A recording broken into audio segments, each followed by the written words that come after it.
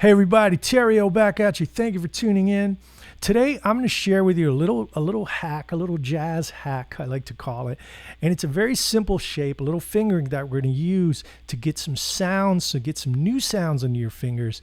Things that you've heard Pat Martino, George Benson, and Grant Green do. And even if you haven't heard them, you'll use this in your own soloing. Even if you're not interested in playing jazz, you could use it over any kind of minor chord, and if you're playing a jam band or whatever. So it sounds a little something like this.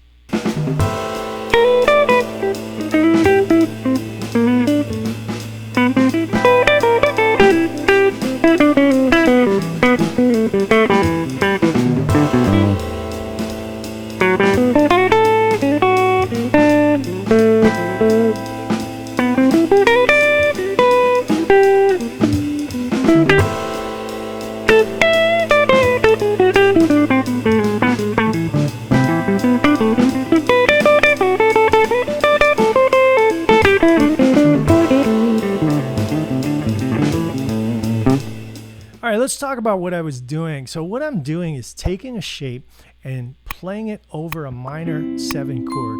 I'm superimposing this different sound. What does that mean, superimposing? It's like a bossy neighbor or something. No, it's just a technical term for, a little theory term where we're going to take a major arpeggio shape and apply it over this minor. Now, guys like Wes Montgomery, who was not a schooled musician, just did this innately, and he used this sound a lot. So did Pat Martino. I'll go into that later. But first of all, before we get into the theory hoo-ha, just get the shape under your fingers. Very simple. It's like this. My pinky is playing the C, 8, that's the 10th fret, 4th string. Ring finger's playing the E, that is the 9th fret, 3rd string. Middle finger is playing the G, that is the 8th fret, 2nd string, and my first finger is playing the 7th fret, 1st string. Now, you might know and go, well, Shane, that's a C major 7 voicing. Yes, it is. Pinky's playing the root. This is a C major 7 voicing. Indeed. But for the purpose of today, I want you to just abandon that. I just want you to see it as a shape. And, the guitar by nature is a very shape-orientated instrument. So we should take advantage of that when possible. So just think of this as a shape. Don't worry about the theory yet. And then I want you to just record yourself playing an A minor 7 vamp.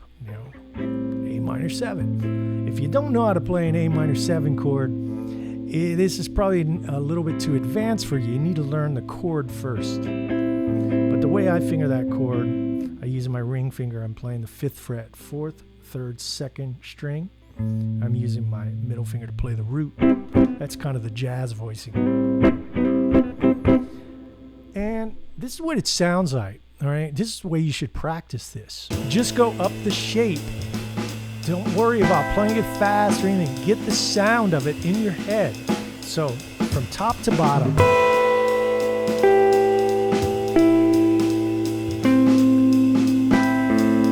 Hit that open A, that's our reference, that's our root note.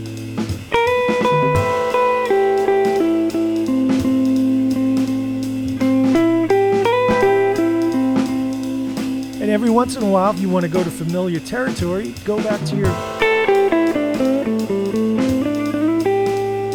A minor pentatonic, and then opens up a little world there. So here's another note you can add. The B, which is this, up an octave.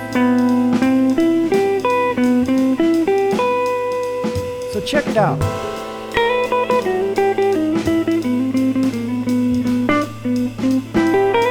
Just playing those notes, different rhythms. We can add this D, 10th fret, 1st string.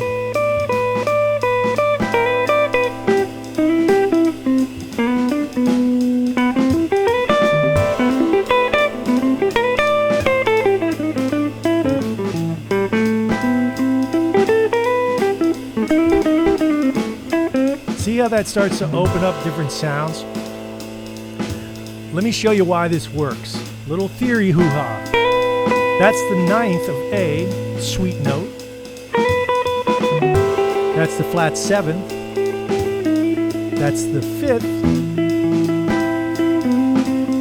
That's the minor third. So that's a big fat A minor 9 voicing. But think of it as just learn that shape, okay? All right, so this is buy one, get one free day.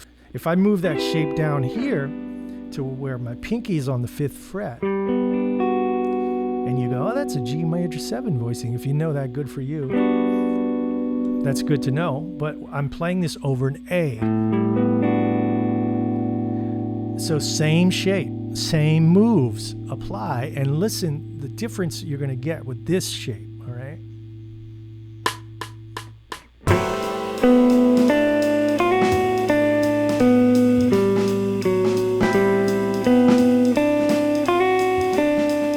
So now you have that one, and you have...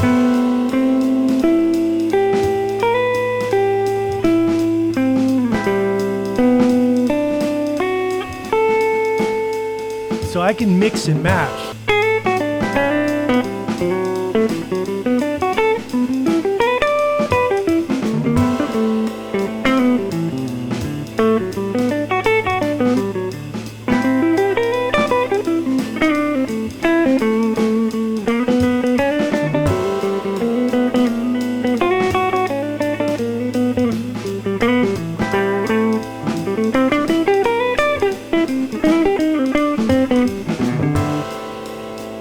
Now, yeah, I'm going outside there a little, not outside the tonality, outside the shape a little bit, but basically I'm sticking with those.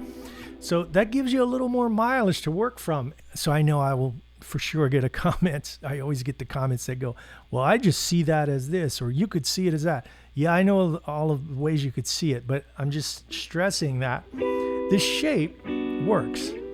And you don't really need all of the theory. I showed you how the chord tones relate to the bass note, and that should be enough. You should take it from there. Now, if you want to, extrapolate on that, Pat Martino, who I actually got to meet one time and talk to him about this, he saw, like, when you'd play an A minor 7, he wouldn't think of that as an A minor 7. He would see the neck. I think he saw everything as dominant. So if he wanted to play that sound, he would think of it as a D mixolydian.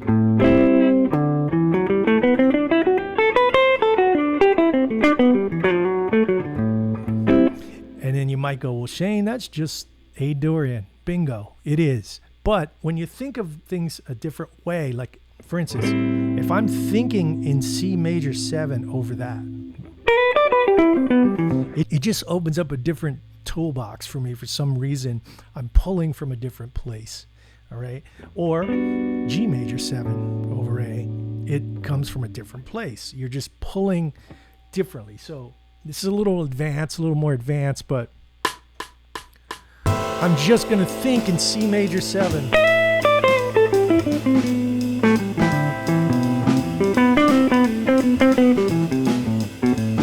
Now, of course, it's A Dorian, but I'm thinking a different way.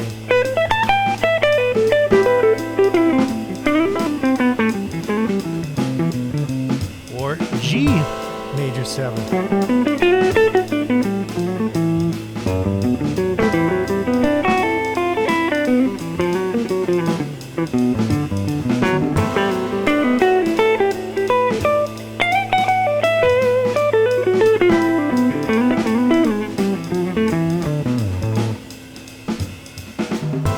Now, I mean, it's not musical because I'm just blowing scales, but I want you to prove my point that I'm pulling from a different place. Trust me. And when you're an improviser, you want to have all those tools available. So rewinding back to the beginning, that little shape, that's a great gateway introduction into getting some jazz sounds under your fingers. And hey, I hope you got something out of that. Give me a like, subscribe. I'm headed to New Orleans to do some gigs, and so I might not post for a little bit, but I will be back. Give me a like, subscribe, and help me build the channel. It keeps me motivated to keep making these, and I'll see you soon. Take care. Terrio out.